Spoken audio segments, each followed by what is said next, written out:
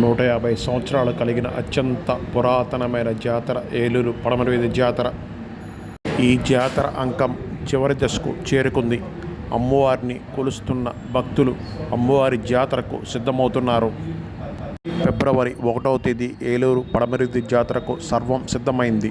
అలాగే ఫిబ్రవరి 2వ తేదీ చిత్ర విచిత్ర వేషాలతో అమ్మవారిని పంబల రూపంలో కొర్ల బండిలో ఊరి పొలిమేర వరకు సాగనంపుతారు. గంగానమ్మ, వినుకొండ అంకమ్మ, మహాలక్ష్మమ్మ, పోతురాజు బాబుల దర్శనం ఫిబ్రవరి 1వ తేదీ రాత్రి వరకు ఇస్తారు. ఫిబ్రవరి 1వ తేదీ ఉదయం 5 గంటల నుంచి రాత్రి 8 గంటల వరకు మహాకుంభానికి అవకాశం ఉంటుంది. భక్తులు ఇళ్లలో నైవేద్యం పెట్టుకుని అమ్మవారికి కుంభాన్ని సమర్పించవచ్చు. అలాగే అమ్మవారి వద్ద కూడా నైవేద్యాన్ని సమర్పించి మహాకుంభంలో అమ్మవారికి ఆ నైవేద్యాన్ని కలపవచ్చు. ఇంటి ఆచారాలకు అనుగుణంగా అమ్మవార్లకు నైవేద్యాలు పెడుతూ మహాకుంభానికి హాజరవుతారు.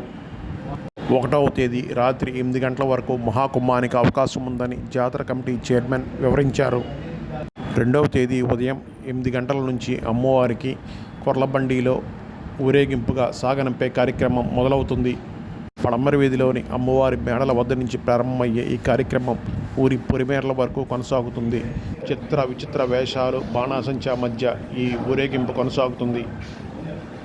అమ్మవారి కొలుపులతో పాటు ప్రతిరోజు అమ్మవారి మేడల వద్ద సాంస్కృతిక కార్యక్రమాలు ఘనంగా జరిగేవి. జాతర కమిటీ సభ్యులు ఒక షెడ్యూల్ ప్రకారం ఈ సాంస్కృతిక కార్యక్రమాలు ఏర్పాటు చేశారు. ఫిబ్రవరి 1వ తేదీ జరిగే మహాకుంభానికి, ఫిబ్రవరి 2వ తేదీ జరిగే కొర్లబండి ఊరేగింపుకు ఎక్కువ మంది వచ్చే అవకాశం ఉన్నందున ఆ రోజు పటిష్ట బందోబస్తును ఏర్పాటు చేశారు. ఏలూరు జిల్లా పోలీస్ అధికారి ప్రతాప్ శివకిషోర్, ఏలూరు రేంజ్ ఐజీ జీవి అశోక్ కుమార్లు ఈరోజు పడమరవీధి అమ్మవార్ల మేడల వద్ద ఏర్పాటు చేసిన క్యూ లైన్లను పరిశీలించి బందోబస్తు ఏర్పాట్లపై సమీక్షించారు.